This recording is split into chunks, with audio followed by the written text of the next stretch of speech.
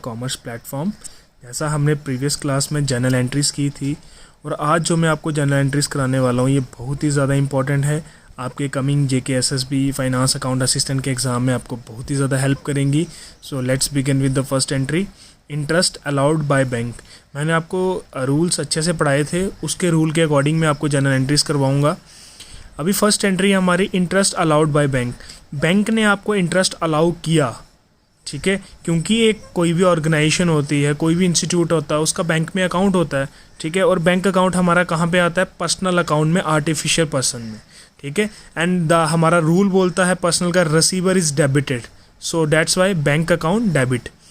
To interest receive account, आपको पता है हमारा नॉमिनल का रूल क्या बोलता है? All the incomes and gains are credited, so according to that rule interest receive credited. Come to entry number second, income tax paid. बहुत सारे बच्चों की मुझे क्वेरीज आई थी, इसलिए मैंने ये वाली एंट्रीज रखी हैं। ये बहुत इंपॉर्टेंट एंट्रीज है बेटा, ये JKSSB में आई थिंक आपको फ्रेंड्स हेल्प करेंगी, क्योंकि ऐसी ही एंट्री वो डालते हैं एडजस्टमेंट जिसमें आपको डाउट हो। Income tax paid, it means कि इनकम टैक्स पे किया गया। बेटा आपको और बच्चों सबको पता होगा, जितने भी कैंडिडेट्स पढ़ रहे हैं सबको पता होगा कि जो इनकम टैक्स होता है वो बिजनेस पे नहीं करता। Income tax is paid by the person who have earn some income. जो पर्सन कोई इनकम अर्न करता है, इनकम टैक्स वही पे करता है। इसलिए इसकी एंट्री बन जाएगी drawing account debit, receiver is debited. Words go out, real का क्या रूल बोलता है? वर्ड्स गो आउट, तो हमारे से क्या जाएगा? To cash, because income tax person अपनी इनकम का पे कर रहा होगा और बिजनेस के पैसों से, इसलिए ये एंट्री बन जाती है drawing account debit to cash. बहुत इंपॉर्टेंट एंट्री है, बहुत सारे स्टूडेंट्स को ये डाउट रहता है कि इनकम टैक्स पेड जो किया है वो बिजनेस के द्वारा किया होगा, तो वो एंट्री कर देंगे income tax account debit to cash account. वो आपकी एंट्री गलत हो जाएगी, इसलिए आप इस एंट्री को अच्छे से कंसीडर कीजिए। Third one is life insurance premium paid by the person. Life insurance premium, आपको पता है एक बिजनेस की गोइंग कंसर्न कंसेप्ट के अकॉर्डिंग लाइफ बहुत बड़ी होती है, ठीक है, बट हम इधर बात करते हैं लाइफ इंश्योरेंस की। लाइफ इंश्योरेंस आपने सबने सुना होगा, आमतौर पे ये इंसान की लाइफ के बारे में डिस्कशन हो रही है। तो जब हम कोई भी लाइफ इंश्योरेंस प्रीमियम पे करेंगे वो बिजनेस का नहीं होगा, वो जो ऑनर होगा वो अपना लाइफ इंश्योरेंस प्रीमियम पे कर रहा होगा। और जब भी कोई ऑनर बिजनेस से कुछ एसेट विड्रॉन करता है, कैश विड्रॉन करता है और गुड्स विड्रॉन करता है, उस समय हम एक टर्म यूज़ करते हैं that is called as a drawing.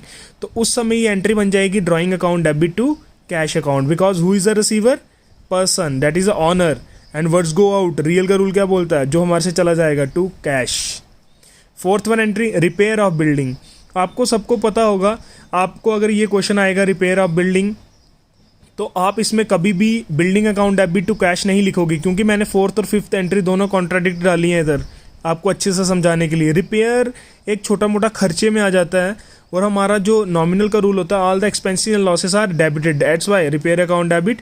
और रियल का रूल बोलता है what's go out to cash, हमारे से कैश चला जाएगा। Wages paid on the construction of building, बेटा it is a type of capital expenditure. इससे हमारा क्या होता है, अगर हम बिल्डिंग पे कोई भी पैसा इन्वेस्ट करते हैं, खर्चा करते हैं, उससे क्या होता है हमारी बिल्डिंग की वैल्यू अप्रिशिएट होती है, ठीक है। इसलिए इधर वेजिस नहीं आएंगी, ये आपको ध्यान रखना है। इधर आएगा building account debit to cash और बैंक। कैश तब यूज़ होगा जब कैश में पेमेंट होगी, और बैंक का तब यूज़ होगा जब आपकी पेमेंट कहाँ से होगी? चेक में पेमेंट होगी। ये आप रिमाइंड करके रखिए, वेरी इंपॉर्टेंट।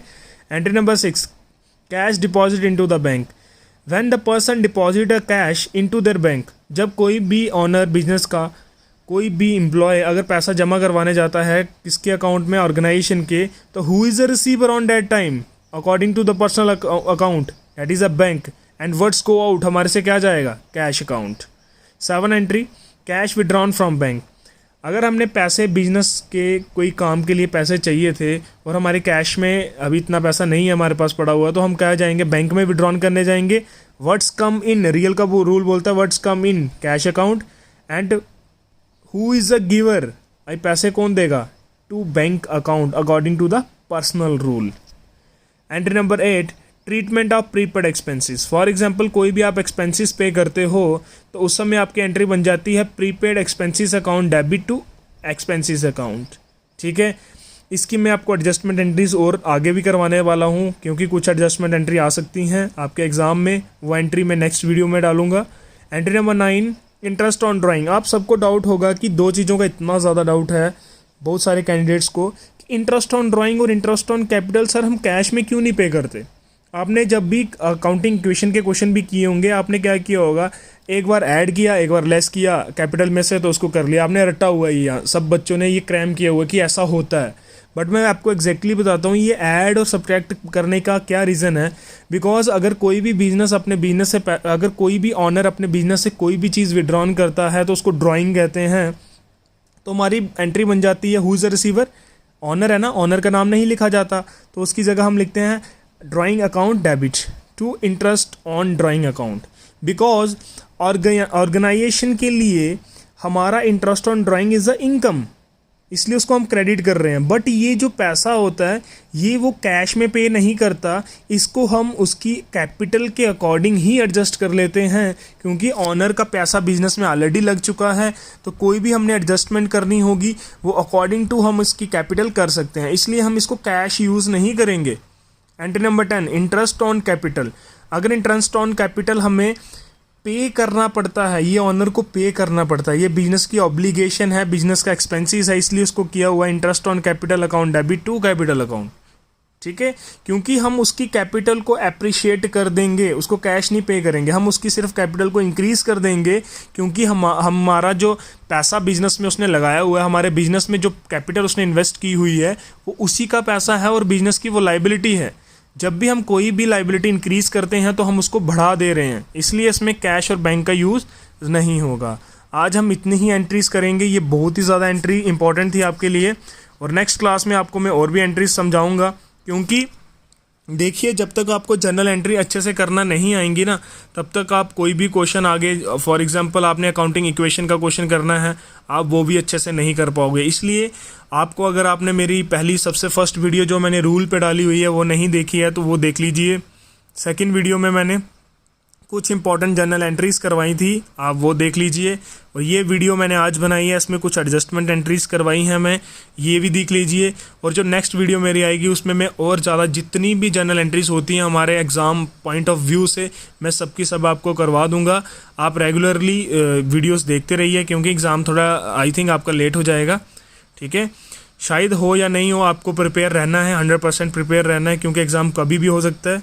बिकॉज एग्ज़ाम आज भी देना और अगले महीने होगा तो अगले महीने भी देना पड़ेगा आपको। ठीक है, इसलिए अकाउंट्स पे ज़्यादा फोकस कीजिए। 30 मार्क्स हैं, अकाउंट्स होता भी इजी है। नॉन कॉमर्स स्टूडेंट्स ये ना समझें कि अकाउंट्स डिफ़िकल्ट होता है, बहुत आसान होता है। आप थोड़ा सा अपना कोशिश कीजिए, हार्डवर्क रखिए, you definitely will be success, आप सक्सेस हो जाएंगे। So thank you, subscribe and like and share my video.